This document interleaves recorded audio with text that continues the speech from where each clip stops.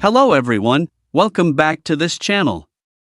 In this video, I will show you the easy and clear steps on how to set Voice Club visible only to my contact on IMO application.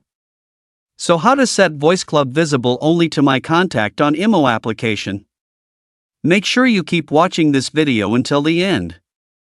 Let's get started right away. Firstly, open the IMO app on your Android device. This is the initial screen of the IMO app. Next, tap the profile icon in the top left of the screen. A scrolling menu will appear. Next, tap your profile menu here. A profile menu like this will appear. Next, tap the Edit button below. Next, tap the Privacy Settings menu. Next, tap Voice Club. There are several options here. Tap My Contacts.